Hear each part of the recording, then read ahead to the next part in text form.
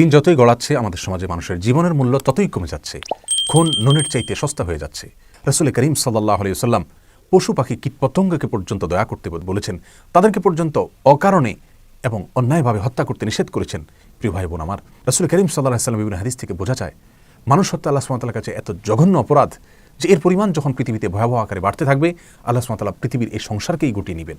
কিয়ামতের পূর্ব মুহূর্তে হত্যার পরিমাণ ভয়াবহ আকারে বেড়ে যাবে এবং যে হত্যা করছে সে নিজেও জানবে না সে কেন হত্যা করছে, যাকে হত্যা করা হচ্ছে তিনিও জানবেন না তাকে কেন হত্যা করা হচ্ছে। আল্লাহ সুবহানাহু ওয়া তাআলা মানুষ হত্যার বিচারকে অত্যন্ত গুরুত্বের সাথে কিয়ামতের দিন করবেন। রাসূল করিম সাল্লাল্লাহু আলাইহি ওয়াসাল্লাম ইরশাদ করেছেন, সহিহ বুখারী এবং মুসলিম একযোগে বর্ণনা করেছেন যে আল্লাহ সুবহানাহু ওয়া তাআলা কিয়ামতের ময়দানে মানুষের মধ্যকার যে পাওনা দেনা সেগুলোর হিসাব নিকাশ শুরু করার শুরুতে একেবারে প্রথমেই মানুষ হত্যার বিচার দিয়ে তারপর শুরু করবেন। আমলের ক্ষেত্রে সালাতের হিসাব দিয়ে আল্লাহ সুবহানাহু ওয়া তাআলা হিসাব নেওয়া শুরু করলেও মানুষের মধ্যকার বিবাদমান যে সমস্ত বিবাদ, যে মানুষের পারস্পরিক হক অধিকার নিয়ে যত বিচার হবে সেগুলোর ভেতরে মানুষ হত্যার বিচার দিয়ে আল্লাহ সুবহানাহু ওয়া তাআলা বিচার শুরু করবেন। রাসূল করিম সাল্লাল্লাহু আলাইহি ওয়াসাল্লাম অন্য এক হাদিসে ইরশাদ করেছেন, যাকে হত্যা করা হয়েছে কিয়ামতের দিন সে আল্লাহর কাছে হত্যাকারীকে উপস্থিত করে বলবে, আল্লাহ তাকে জিজ্ঞাসা করুন সে আমাকে কেন হত্যা করেছে, কি কারণে আমাকে হত্যা করেছে। আল্লাহ নবী সাল্লাল্লাহু আলাইহি ওয়াসাল্লামের বিভিন্ন হাদিস থেকে, কোরআনের বিভিন্ন আয়াত থেকে পরিষ্কারভাবে বোঝা যায় আল্লাহর সঙ্গে শিরক করার পরে সবচেয়ে বড় অপরাধের তালিকায় উঠে আসে অন্যায়ভাবে কাউকে খুন করার অপরাধটি। রাসূল করিম সাল্লাল্লাহু আলাইহি ওয়াসাল্লাম এ সম্পর্কে যত হাদিস বলেছেন সেগুলোকে বলে শেষ করা কঠিন। আজ আমাদের কাছে খুন অত্যন্ত স্বাভাবিক একটি বিষয়। দু একটি খুনের ঘটনা আমাদেরকে তেমন কোনো টাচই করে না। এমন কোনো হত্যাকাণ্ডের ঘটনা ঘটে যা চাঞ্চল্য সৃষ্টি করে, তাহলে সেটাই কেবলমাত্র আমাদেরকে কিছুটা টাচ করে। আমাদের কাছে বিষয়টা গা সওয়া হলে কি হবে, আল্লাহ সুবহানাহু ওয়া তাআলার কাছে সেটি মোটেও সহনীয় নয়। বাইহাকীর এক বর্ণনায় নবী সাল্লাল্লাহু আলাইহি ওয়াসাল্লাম ইরশাদ করেছেন, লা জাওয়ালুদ দুনিয়া আহওয়ানু আলাল্লাহি মিন কাতলি মুমিন। আল্লাহ সুবহানাহু ওয়া তাআলার কাছে গোটা পৃথিবী ধ্বংস হয়ে যাওয়া এই বিষয়টি যতটা জঘন্য, একটি মানুষের জীবনহানি হওয়া, একটা মানুষ খুন হওয়া তার চাইতে বড়। অতএব আমাদের কাছে, আমাদের সমাজে, আমাদের মিডিয়ার চোখে দু চারটি খুন স্বাভাবিক খুন, দু চারটি হত্যা এগুলো খুব স্বাভাবিক বিষয় হলে কি হবে, আল্লাহর কাছে সেটি মোটেও স্বাভাবিক নয়। বুখারীর অন্য এক বর্ণনায় নবী সাল্লাল্লাহু আলাইহি ওয়াসাল্লাম ইরশাদ করেছেন, লা ইয়াজানাল মুমিন ফি ফুসহাতিন মিন দীনিহি মা লাম ইউসিব দামান হারাবা।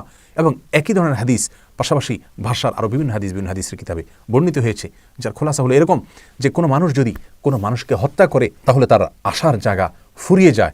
আর যদি মানুষ হত্যা ছাড়া অন্য কোনো অপরাধ মানুষ করে আল্লাহর সঙ্গে শিরক করা ছাড়া, তাহলে সেক্ষেত্রে মানুষের আশার জায়গা আর ফুরায় না। অতএব আল্লাহর কাছে মানুষ হত্যা করা অত্যন্ত জঘন্য অপরাধ। প্রিয় ভাই বোন, আজকাল একটি হত্যাকাণ্ডে যখন অনেক লোক জড়িত থাকে, 5, 10 জন, 15 জন, 20 জন জড়িত থাকে, দুনিয়ার আদালত দেখা যায় যে 2-1 জনকে হয়তো চরম শাস্তি দিলেও অন্যদেরকে বিভিন্ন মেয়াদে সাধারণ বা লঘু শাস্তি দিয়ে থাকেন। কিন্তু আল্লাহ সুবহানাহু ওয়া তাআলার বিধান এক্ষেত্রে মানুষ হত্যার ক্ষেত্রে অত্যন্ত ভয়াবহ, অত্যন্ত কঠোর। রাসূল করিম সাল্লাল্লাহু আলাইহি ওয়াসাল্লাম ইরশাদ করেছেন, তিরমিজিতে হাদিসটি বর্ণিত হয়েছে যে গোটা পৃথিবীর সমস্ত মানুষ, এমনকি আসমানে যারা বসবাস করে তারাও যদি একত্র হয়ে সকলে মিলে নবমণ্ডল এবং ভূমণ্ডলের সমস্ত মানুষ যদি একত্র হয়ে একজন মানুষকে হত্যা করে, আল্লাহ সুবহানাহু ওয়া তাআলা ওই একটি খুনের বদলায়, একটি খুনের শাস্তি স্বরূপ গোটা নবমণ্ডল এবং ভূমণ্ডলের সমস্ত মানুষকে জাহান্নামে দিতে পর্যন্ত কার্পণ্য করবেন না।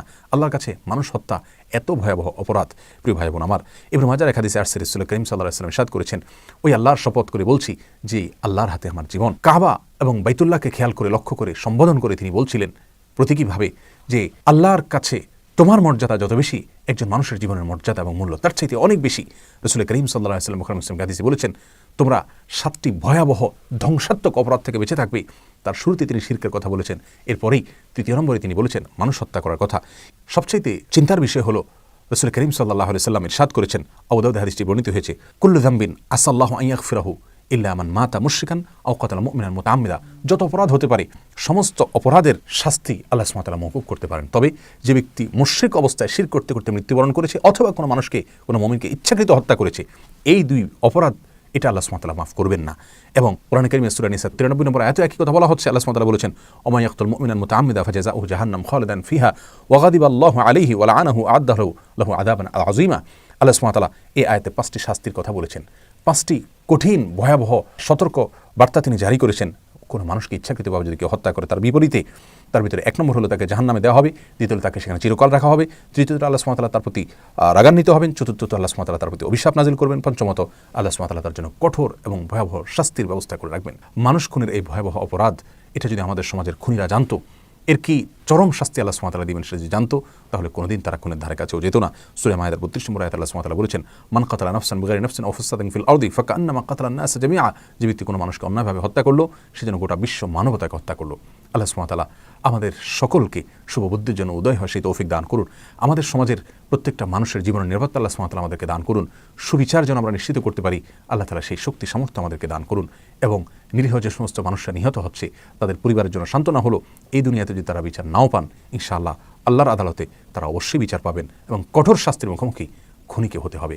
আল্লাহ সুবহানাহু ওয়া তাআলা আমাদের সকলকে আল্লাহর ভয়ে সমস্ত অন্যায় কাজ থেকে বিরত থাকার তৌফিক দান করুন এবং একটি সুষ্ঠু শান্তিপূর্ণ সমাজ আমাদের সকলকে আল্লাহ সুবহানাহু ওয়া তাআলা নসিব